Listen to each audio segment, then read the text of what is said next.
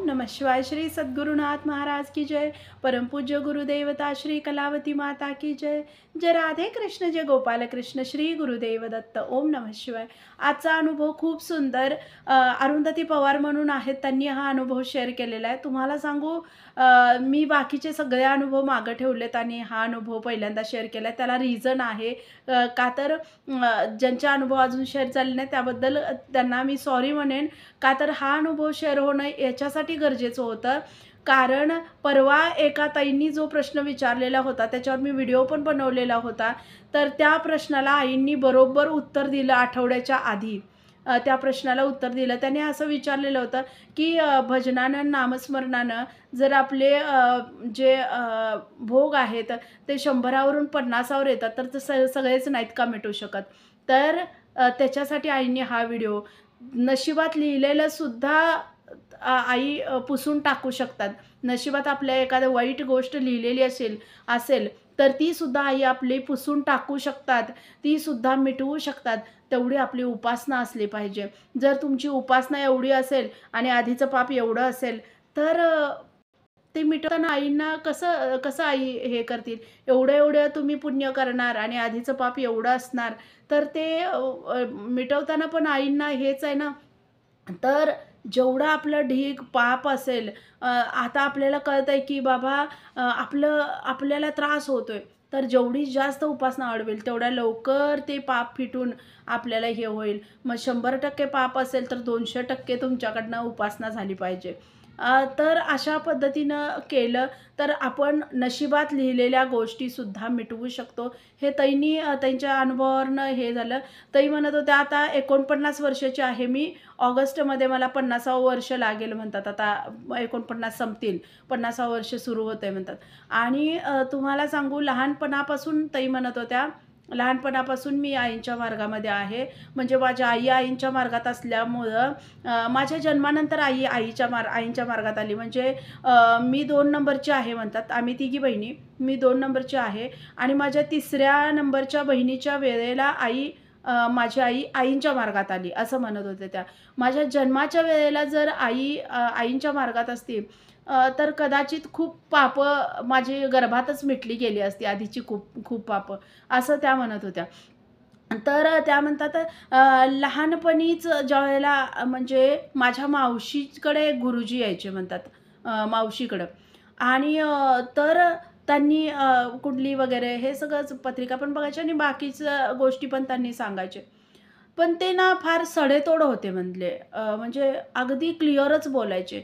कधी-कधी मग त्यांचा राग पण यायचा बऱ्याच जणांना, किंवा म्हणजे ते फारच एखादी गोष्ट लपवून ठेवली पाहिजे किंवा एखादी गोष्ट वेगळ्या पद्धतीने सांगितली पाहिजे, तसं ते करायचे नाहीत म्हणले. बरेच वर्ष माझ्या बहिणीकडं, म्हणजे माझ्या मावशीकडे त्यांना बोलवलेलं नव्हतं म्हटल्या त्या. पण त्यावेळेला माझ्या जन्माच्या नंतर मी 1 वर्षाची झाली असेन म्हणतात.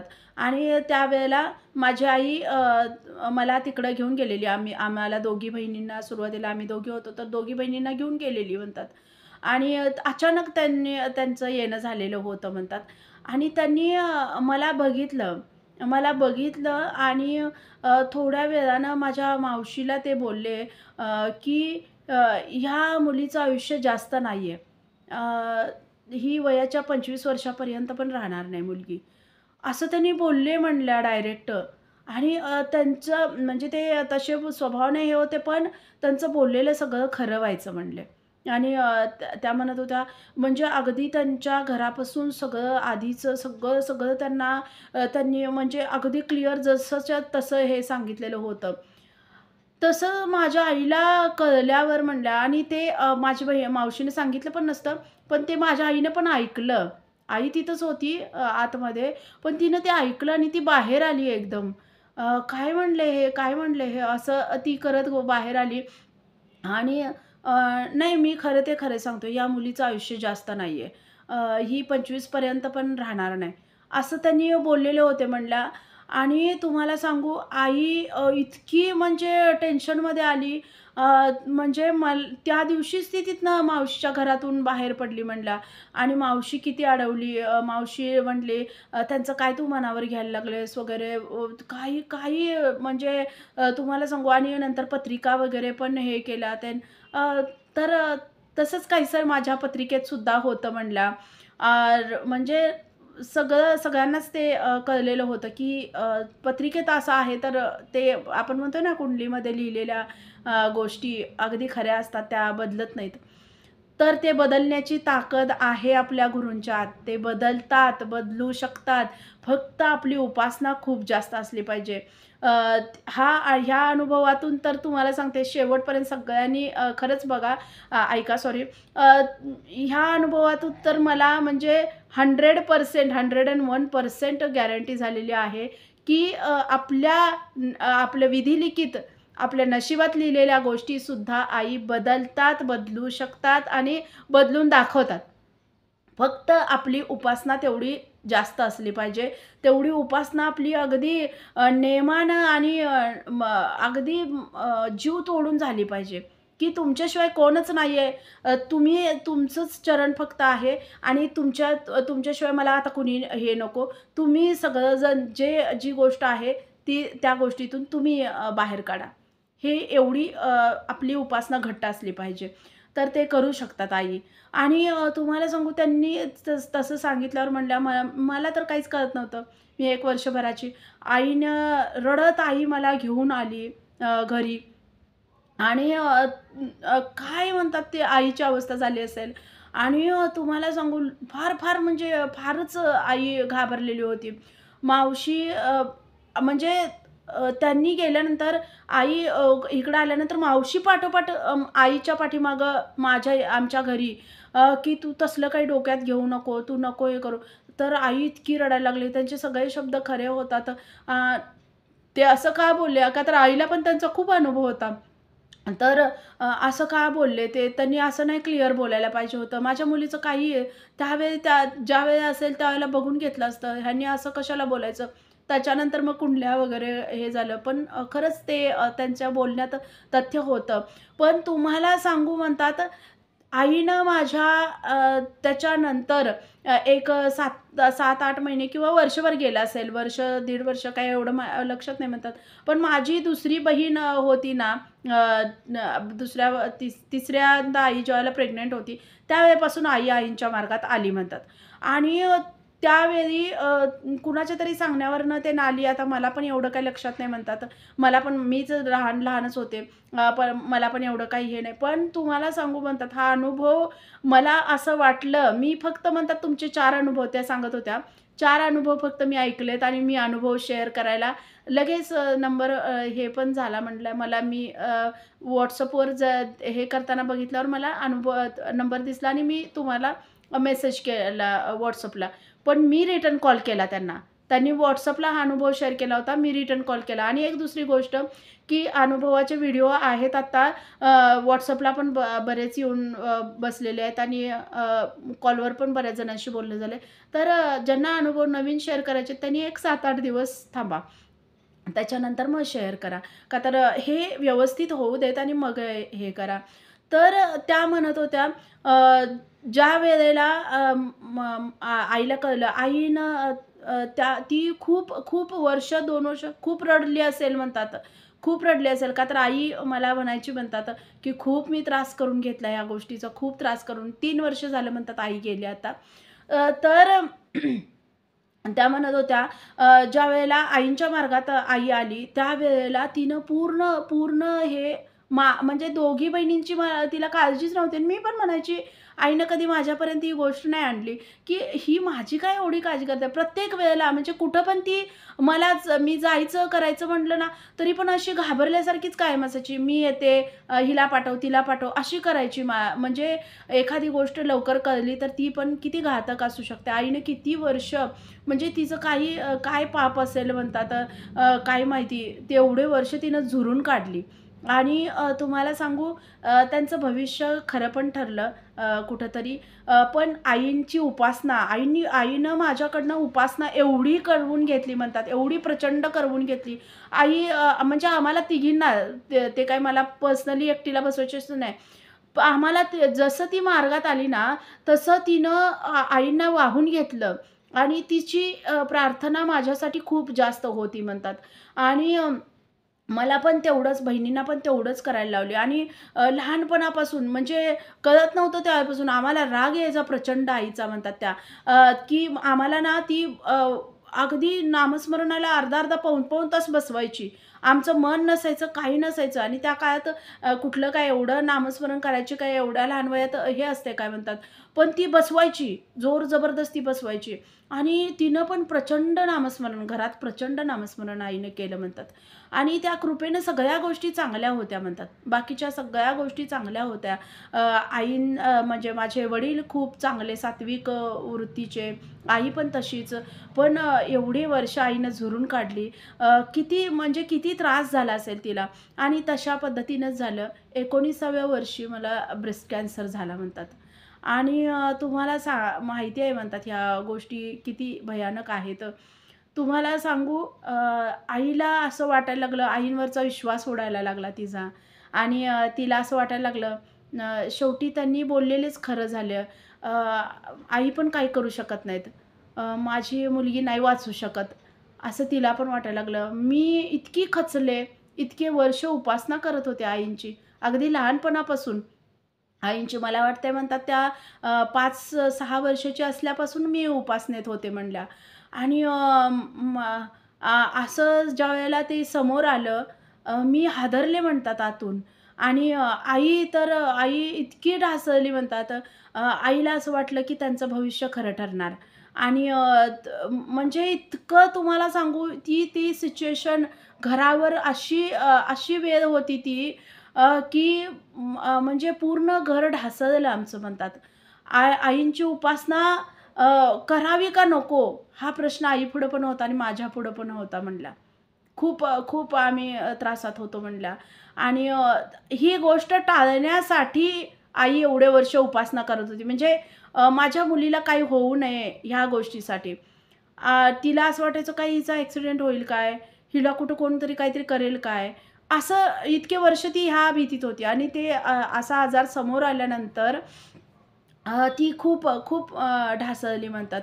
आणि माझं तर काही विचारायलाच नको म्हणतात. आणि तुम्हाला सांगू ह्या गोष्टी तुम्हाला सगळ्या सगळ्या गोष्टी माहिती आहेत ह्यामध्ये काय असते काय नाही. खूप खूप त्रास झाला म्हणतात. पण तुम्हाला सांगू उपासना सुटली नाही मात्र. आम्ही सोडायचा विचार केला किंवा आमच्याकडनं सुटली पण असती. का तर तशी मानसिक अवस्था झालेली होती. पण आईनी सोडू दिलं नाही. आईनी पकडून पुढं आणलं आम्हाला, धरून आणलं पुढं. आणि नव्हती गॅरंटी नव्हती म्हणतात. माझी गॅरंटी पण नव्हतीच जगण्याची.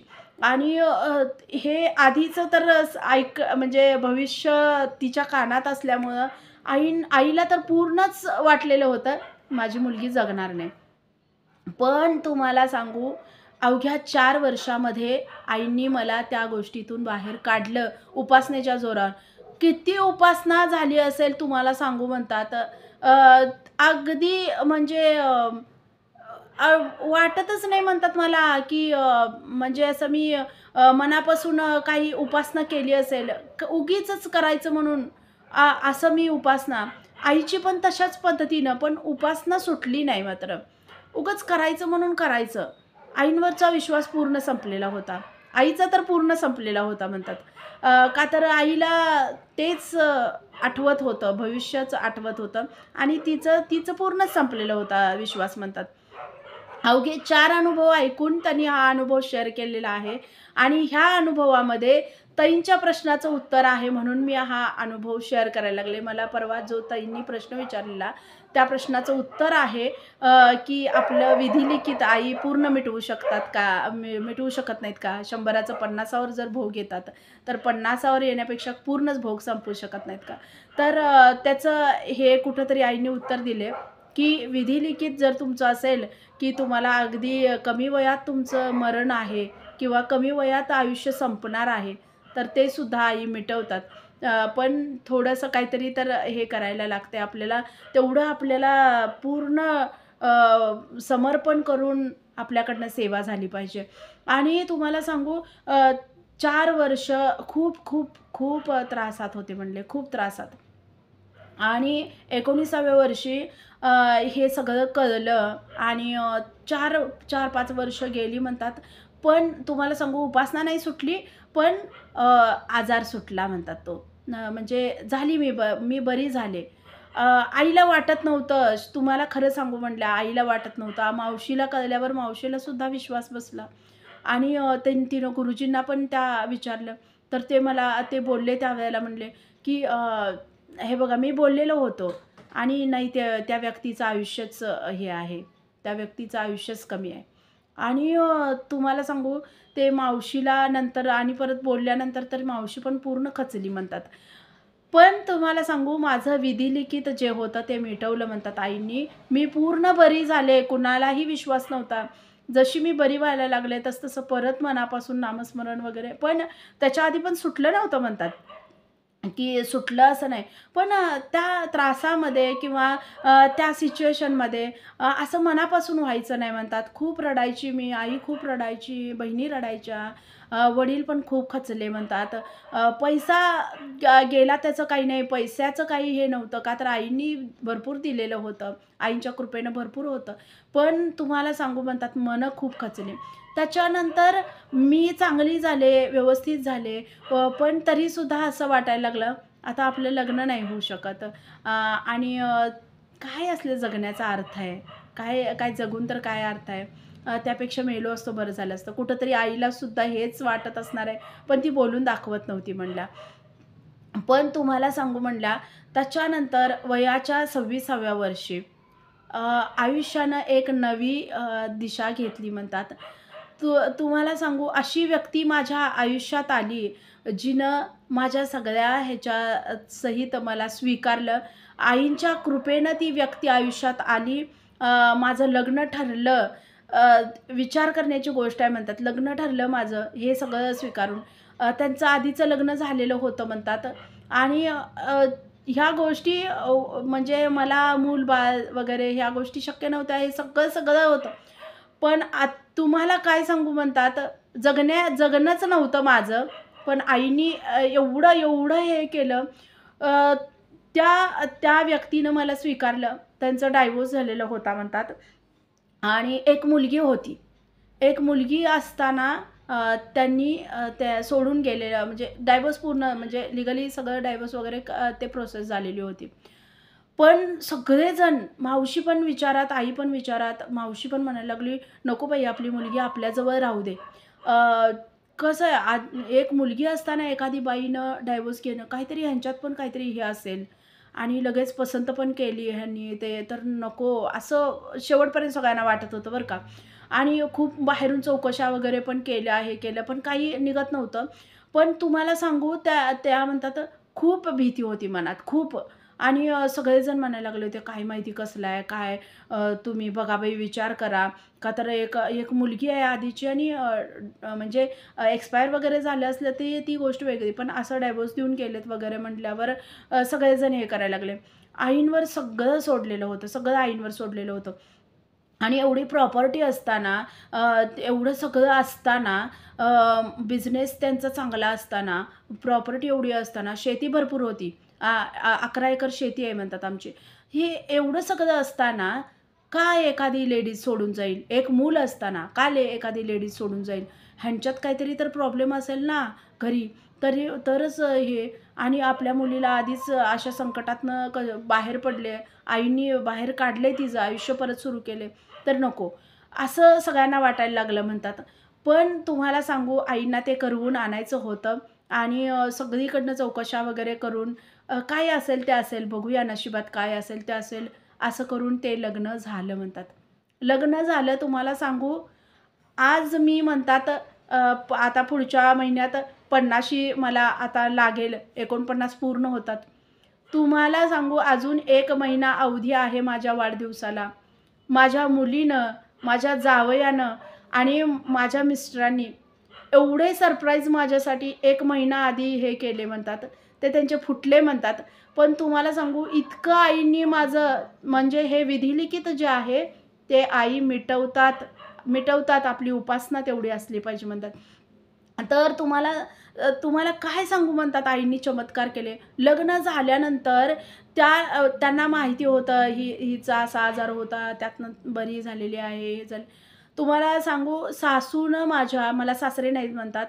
सासूनं माझ्या आईच्या आधी 1 वर्ष सासूबाई एक्सपायर झाल्यात म्हणतात आत्ता परवा 4 वर्षापूर्वी. पण आईनं जितकं माझ्या केलं होतं माझं, तेवढंच माझ्या सासूनं सुद्धा माझं केलं म्हणतात. म्हणजे मला त्रास नको म्हणून त्यांनी सगळ्या प्रकारचे नोकर-चाकर घरी ठेवले. मुलगीला फक्त सांभाळ तू आणि तू तिला आईचं प्रेम दे. मुलगी फक्त 8 महिन्याची होती म्हणतात. ज्यावेळेला म्हणजे त्यांच्या पहिल्या बायकोनं त्यांना सोडून गेली, त्यावेळेला ती फक्त 8 महिन्याची होती. आणि मला खूप भीती वाटायची म्हणतात. कधी तर ती आयुष्यात परत आली तर किंवा परत मुलीचा कल परत तिच्याकडे गेला, माझा नवरा परत तिच्याकडे गेला, परत ती आली तर काय करायचं? ही भीती होती मनात म्हणतात. आणि आता नाही म्हणतात. आता 50शी आली, आता नाही म्हणतात. का तर मला माहिती आहे आता मुलीचं आणि माझं नातं काय आहे, जावयाचं माझं नातं काय आहे, माझ्या नवऱ्याचं आणि माझं बॉन्डिंग कसं आहे, हे सगळं मला आता माहिती आहे म्हणतात.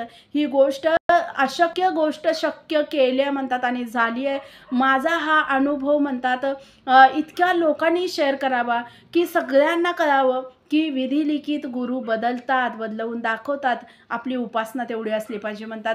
माझ्या घरामध्ये सगळ्या प्रकारची उपासना होते म्हणतात. माझ्या घरामध्ये म्हणजे सासरमध्ये मी येताना मी त्यांना सांगितलेलं होतं, माझ्या आईनं सांगितलेलं होतं, मी आईंचं करते, सगळं करू दे.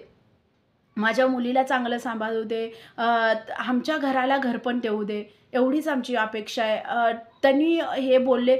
तुम्हाला सांगू ती गोष्ट त्यांनी तंतोतंत पाळली. मला कधीही सासरमध्ये उठून सकाळी लवकर उठलं आहे आणि मला स्वयंपाकाला घालायला लागलं आहे, मला काम करायला लागलं आहे, मला त्रास आहे, कधीच नाही म्हणतात. पण माझा त्या वेळेपासूनचा नेम आहे म्हणतात. 26 वर्षाची लग्न झाल्यानंतर आईनं मला सांगितलेलं होतं, अगदी तिथं गेलं का नाही जे पण कामं करायला लागतील ना, जे पण करशील ना, तर पहाटेपासून नामस्मरण करत कर. पहाटेपासून नामस्मरण करत कर. पण तुम्हाला सांगू गेल्यानंतर 6व्या दिवशी माझ्या घरात स्वयंपाकाला बाई ठेवलेली होती. त्याच्यानंतर धुणं भांडी आणि फरशीला सुद्धा बाई ठेवलेली होती. त्यांनी कुठलाही मला त्रास दिला नाही. आज तागायत माझ्या सासूबाई म्हणजे अगदी स्वर्गातच असणार म्हणतात. एवढ्या पुण्यात्मा होत्या त्या. ताई म्हणत होत्या. त्यांनी तुम्हाला सांगू माझ्या परिस्थितीचा एवढा विचार केला.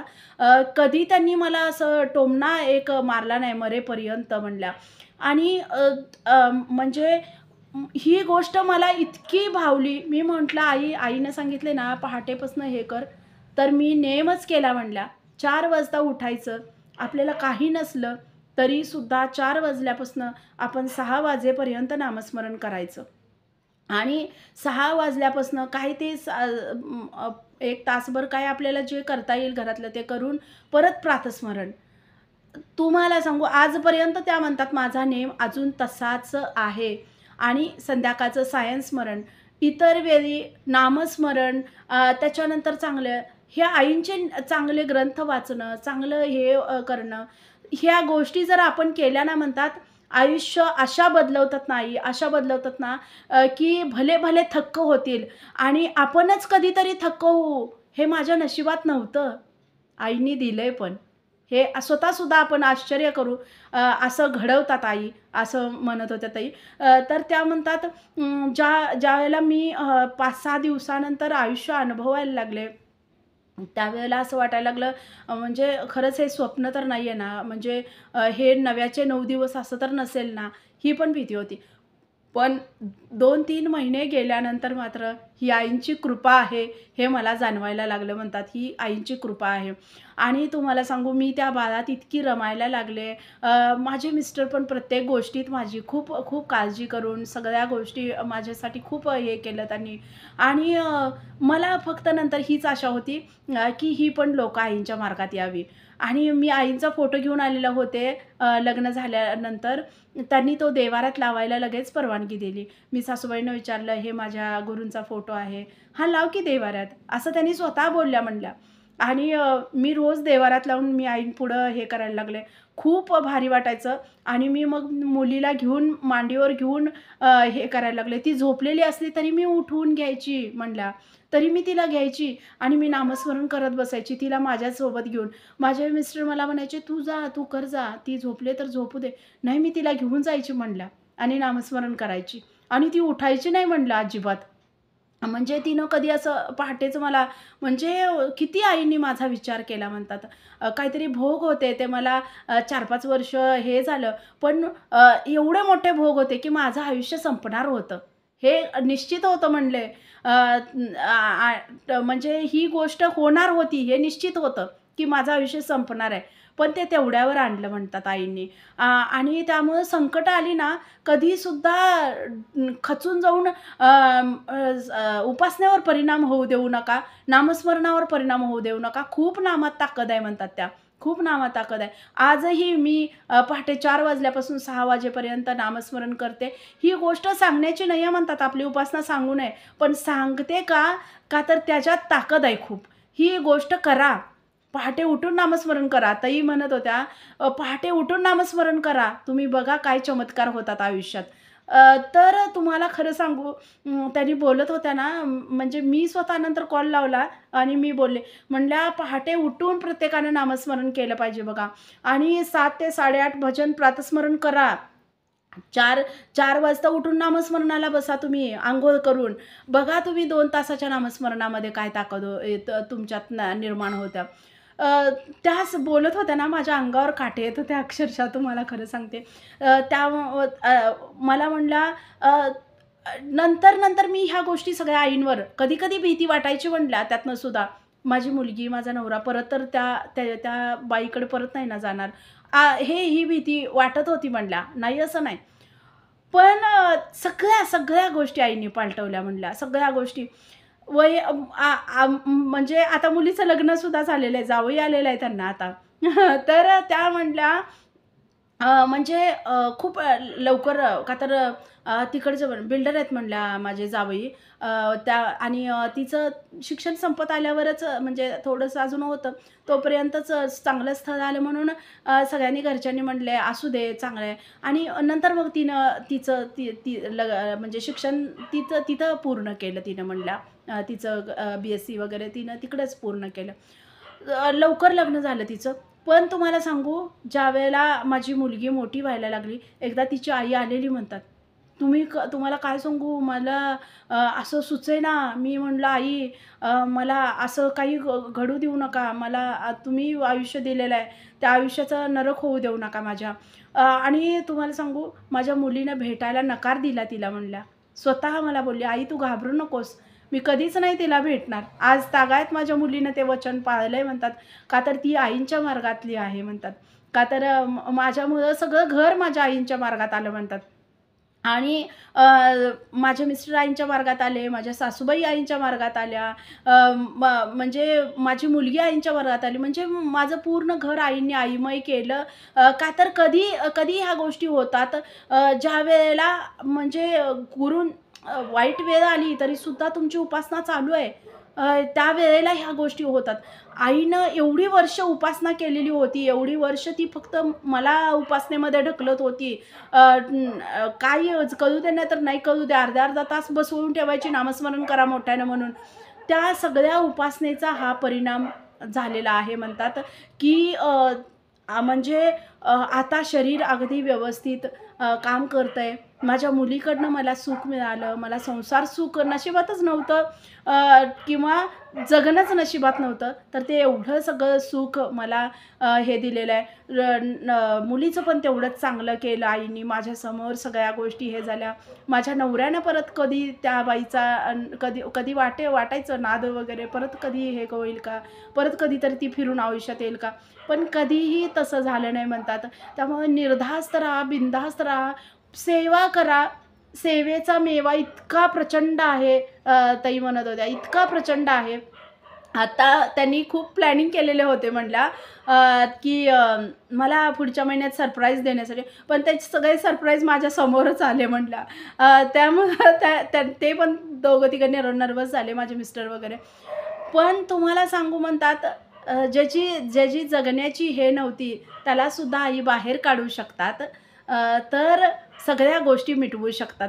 आणि ताईंना हे उत्तर मिळालं असेल, की सगळ्या गोष्टी आयुष्यातल्या मिटवू शकतात. म्हणजे आपले विधिलिखित जे पण असेल ते सगळं पुसून टाकू शकतात. आपली उपासना तेवढी वाढली पाहिजे. उपासनेवर भर द्या, नामस्मरणावर भर द्या. आणि ताईंनी सांगितले ना तसं खरंच पहाटेचं नामस्मरण करायला सुरुवात करा. त्या म्हणतात ना, खूप जास्त ताकद आहे म्हणतात. त्या म्हणत होत्या, प्रत्येक भगिनीनं, प्रत्येक बंधूंनी पहाटे उठून नामस्मरणाला सुरुवात करावी. पहाटे 1 तासभर तरी नामस्मरण करावं. बघा चमत्कार काय काय होतात ते. आणि असे छान छान चमत्कार आईंनी प्रत्येकाच्या आयुष्यात घडवावेत आणि ते तुमच्यापर्यंत पोहोचावेत, हीच आईंच्या चरणी प्रार्थना आहे. तर व्हिडिओ आवडला तर लाईक, शेअर आणि सबस्क्राईब.